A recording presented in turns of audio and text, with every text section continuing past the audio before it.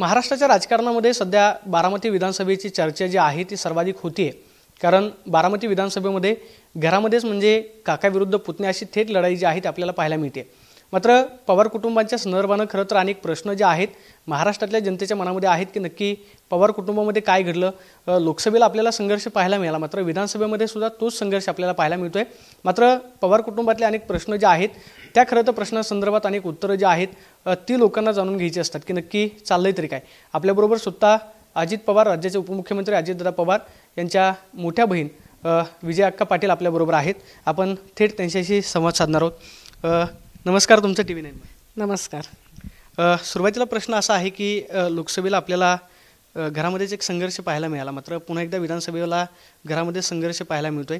काका विरुद्ध पुतणे अशी थेट लढत होती, मात्र तुमच्या दृष्टीनं अजितदादा तुमचे बंधू आहेत, दुसऱ्या बाजूलाच भावाचाच मुलगा त्यांच्या विरोधामध्ये निवडणूक लढवतोय.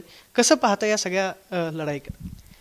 लोकसभेला आम्ही अस्वच्छ भूमिका घेतली होती, कारण आणि अजितदादांनी सुद्धा आपली चूक मान्य केली की आम्ही प्रचारालाही आलो नाही आणि बारामतीत आम्ही अजितदादांच्या बाजूने उभे राहिलो नाही. कारण लोकसभेला सुप्रिया आणि विधानसभेला अजित अशी जी बारामतीकरांची भूमिका आहे तीच आम्ही सगळ्यांनी घेतलेली होती आणि त्याप्रमाणे लोकसभेला आम्ही प्रचार केला नाही अजितदादांच्या बाजूने.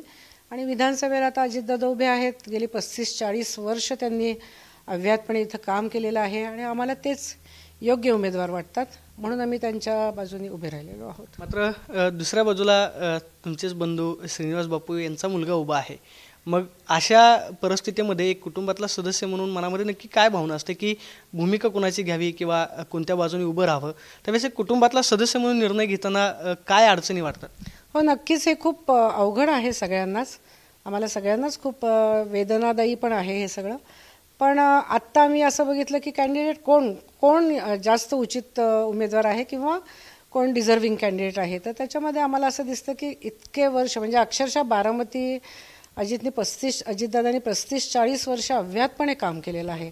आज आपण कुठेही फिरलो तरी सुद्धा लोकही तेच बोलतात आणि अशा वेळेस त्याच्यावर अन्याय होणं आम्हाला काही बरं वाटत नाही. त्याच्यामुळे आम्ही आता त्याचा प्रचार करतो आहोत. म्हणजे तुम्ही आता जो मुद्दा उपस्थित केला की आम्हाला योग्य उमेदवार ते वाटतात, सातत्याने एक भावनिकतेचा उल्लेख केला जातो. म्हणजे भावनिकतेपेक्षा वास्तविकतेला तुम्ही महत्त्व देता असं म्हणायचं? आता त्याला काही इलाज नाही ना. काहीतरी पर्याय एक घ्यायला लागणारच होता आम्हाला आणि तो काही फार सोपा नव्हता. खूप अवघड होतं हे काम. पण आम्ही पहिल्यापासून जे ठरवलं होतं त्याला आम्ही शब्द आम्ही पाळले किंवा आम्ही जे काही ठरवलं होतं ते आम्ही करतो आहोत. म्हणजे लोकसभेला ताईंच्या बाजूने राहायचं आणि विधानसभेला दादांच्या बाजूने राहायचं असं म्हणजे कुटुंबामध्येच तुमचं ठरलेलं होतं? कुटुंबामध्ये म्हणण्यापेक्षा मी तरी ते ठरवलेलं होतं आणि माझी भूमिका अतिशय स्वच्छ होती. कसं आहे, साहेब आमचे दैवत आहेत. साहेब आम्हाला वडिलांसारखे आहेत आणि लोकसभेला सुप्रियानी पण तुम्हाला माहिती आहे की लोकसभेला तिचंही काम आपण सगळ्यांनी पाहिलेलं आहे आणि त्यावेळेस आम्हाला नव्हतं पटलं हे की आपल्या घरातल्या माणसाविरुद्ध उभं करणं. पण असं कधी वाटलं नव्हतं की त्याच्यानंतर विधानसभेला सुद्धा हीच आमच्यावर वेळ येईल ह्याची आम्ही कोणी म्हणजे मी तरी स्वतः अजिबातच कल्पनाही केलेली नव्हती. आणि हे आम्हाला खूप खंत आहे ह्याची आणि वाईट वाटतं. मात्र तुम्ही असं म्हणालात की लोकसभेला म्हणजे की आम्ही सुप्रियाताईंच्या बाजूने उभे राहिलो, मात्र आता विधानसभेला एक ती अडचण निर्माण झालेली आहे. बारामतीमध्ये दादांचं सातत्याने विकासाचं एक मॉडेल सांगितलं जातं, मात्र दुसऱ्या बाजूला योगेंद्र पवार म्हणजे शरद पवार गटाकडून उभे आहेत, स्वतः इकडं दादा आहेत. मग अशा वेळी बारामतीकर कुणाला स्वीकारतील असं तुम्हाला वाटतं? मला आत्ता तरी असं वाटतं की बारामतीकर नक्कीच अजितदादांना स्वीकारतील. कारण गेल्या 35-40 वर्षांचा त्यांचा प्रत्येक गावाबरोबर मतदारांबरोबर संपर्क आहे. त्यांना सगळं माहिती आहे. प्रचंड कामं केलेली आहेत. म्हणजे आम्ही जेव्हा फिरतो तेव्हा 1980 साली दादांनी आमचं हृदयाचं ऑपरेशनला मदत केली. 1982 साली असं झालं. म्हणजे 35 वर्षातलं लोक बोलतात आणि कुठे अपघात हो, कुठे पूर, बारामतीला जेव्हा पूर परिस्थिती निर्माण झाली तेव्हाची परिस्थिती असो, पहाटे 5-5:30 वाजलेले असो, तो कधी वेळ बघत नाही. त्यांनी कधीही सुट्टी घेतलेली आम्हाला आठवत नाही की 15 दिवस कुठेतरी 15 दिवस महिनाभर तो कुठेतरी सुट्टी घेऊन गेलेला आहे. आणि प्रचंड कामाचा त्याचा आवाकाही प्रचंड आहे आणि दूरदृष्टी त्याची विजन त्याची चांगली आहे. त्याच्यामुळे बारामतीकरांना बऱ्यापैकी दादांचं सगळं माहिती आहे आणि ते नक्कीच त्याला मत देतील असं मला वाटतं. अजितदादाच निवडून येतील असं वाटतं. अजितदादा निवडून येतील.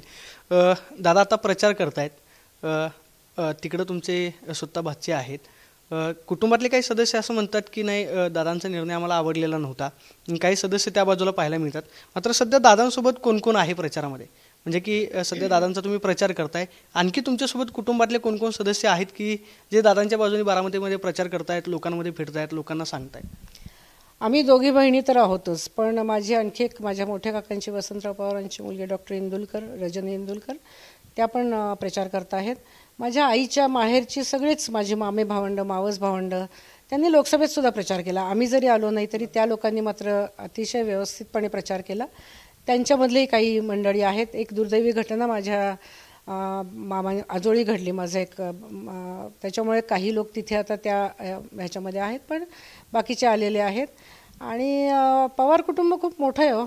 राजकीय भूमिका घेतली ही हे काही फॅमिलीने घेतलेली, ह्या 3च फॅमिली आहेत. अजितदादाची म्हणजे तो स्वतः, त्याच्यानंतर रोहित हा स्वतः, आणि पवारसाहेब आणि सुप्रिया तर पहिल्यापासून आहेत. हे 3 कुटुंब सोडली तर बाकी पवार कुटुंब खूप मोठं आहे.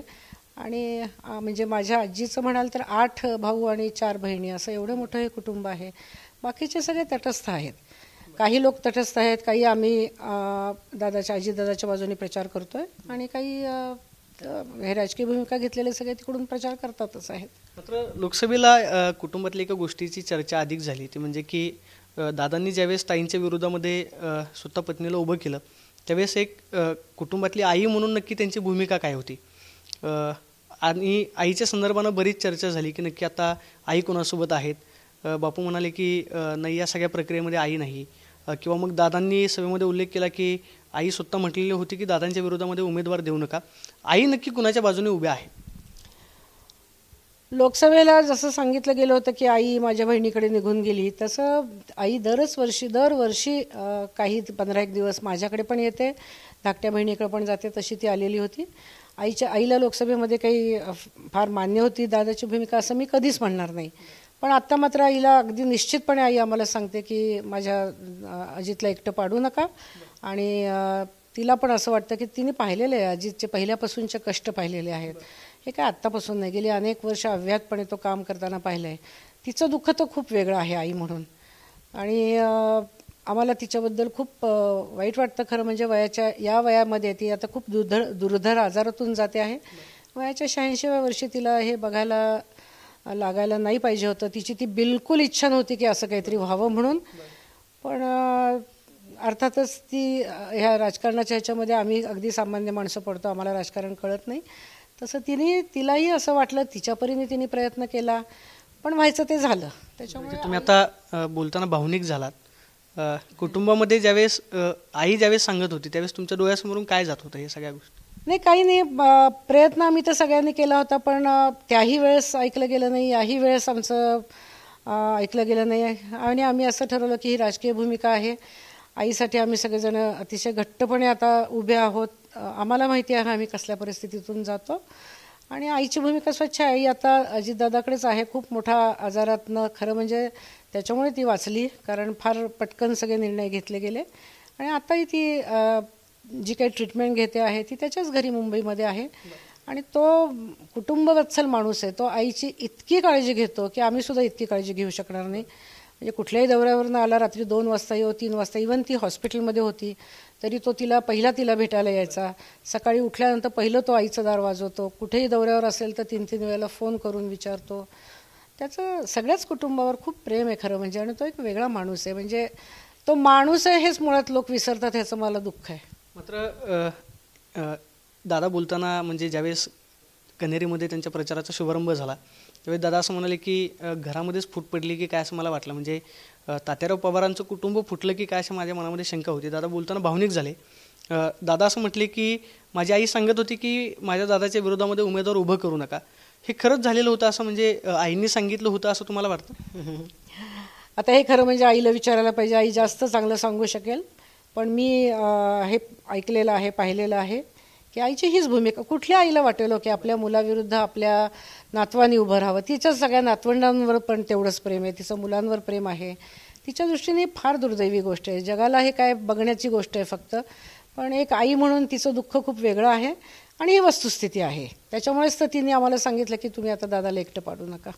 म्हणजे कुटुंबामध्ये दादा एकटे पडलेत अशी चर्चा होती, मात्र तसं काही नाही असं म्हणे. नाही, असं काहीच मला वाटत नाही. याचं कारण असं की राजकीय भूमिका म्हणून ह्या ज्या काही 1-2 कुटुंब आहेत यांचं जर सोडलं तर आणि त्यावेळेस आम्ही सांगितलं ना की त्यावेळेस कुटुंब म्हणून आम्ही तटस्थच होतो ना. आम्ही सुप्रियाच्याच बाजूने उभे राहिलेलो होतो. त्याच्यामुळे तेव्हा तो त्याचे मामे भावंड, मावस भावंड हे लोक त्याच्याबरोबर होते. आम्ही बहिणी होतो आणि घरातली इतर मंडळी तटस्थ होती. तसंच आत्ता मात्र आम्ही व्यवस्थितपणे त्याचा प्रचार करतो आहोत आणि बाकीचेही लोक आमचे नातेवाईकही करतात. आमच्या आत्या आहेत, त्यांची मुलं आहेत त्याच्याबरोबर. काही प्रचार करतायत, काही नाही करत आहेत, काही फोनवरनं करतायत. कुटुंब खूप मोठं आहे आणि असं काही फक्त 2 किंवा 3. आता तुम्हाला कसं आहे, राजकारण म्हणून तुम्हाला फक्त 3च फॅमिलीज आमच्यातल्या माहिती आहेत, पण खूप मोठं कुटुंब आहे आमचं. मात्र दुसरीकडं श्रीनिवास बापू सुद्धा तुमचे बंधू आहेत आणि त्यांचाच मुलगा आहे. या अलीकडच्या काळामध्ये त्यांच्या संदर्भानं काय बोलणं झालं आहे का, किंवा एक मोठ्या भगिनी म्हणून तुम्ही त्यांच्याशी काय संवाद साधलेला होता का? म्हणजे हे सगळं ज्यावेळेस घडलं, म्हणजे आता हे तर आपण पाहिलेलं आहे, मात्र आता इथून पुढची जी भूमिका आहे एक कुटुंबातले सदस्य म्हणून मग तुम्ही कोणती भूमिका घ्याल आणि पुढे आता आपल्याला ते 20 तारखेनंतर 23 तारखेला काय पाहायला मिळेल बारामतीत? 23 तारखेनंतर तर बारामतीत मला असं वाटतं अजितदादा निवडून येतील म्हणून. कारण शेवटी बारामतीकरही सुज्ञ आहेत. त्यांनी साहेबांवर प्रचंड प्रेम केलं, तसंच ते अजितवरही प्रेम करतात. त्यांनी ठरवलेलं होतं की लोकसभेला ताई आणि विधानसभेला दादा.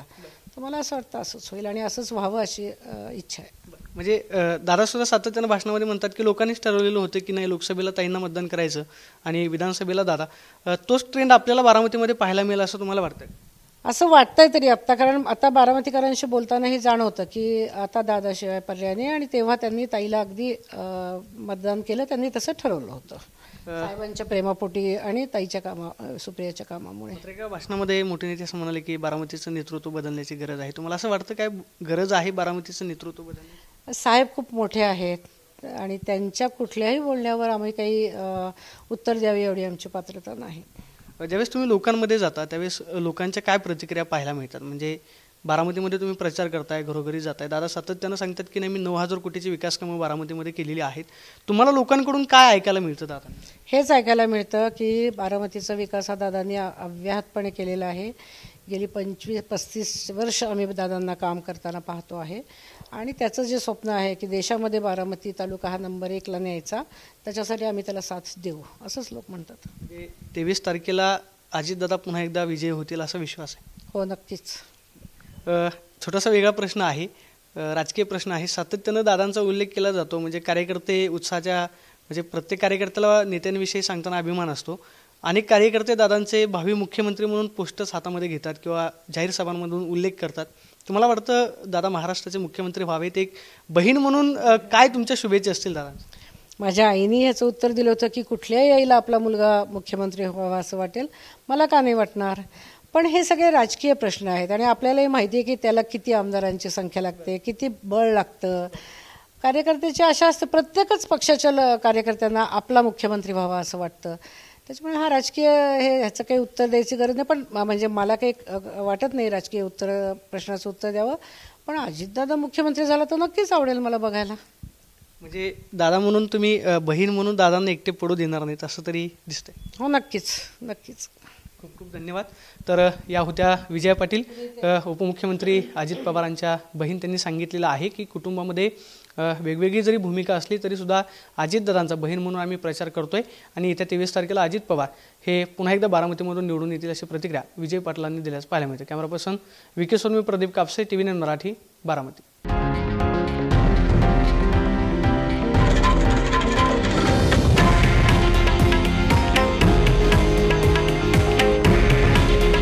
हे आहे देशातील नंबर 1 न्यूज नेटवर्क आणि आपण पाहत आहात TV9 मराठी. काळजी तुमची, हित महाराष्ट्राचं.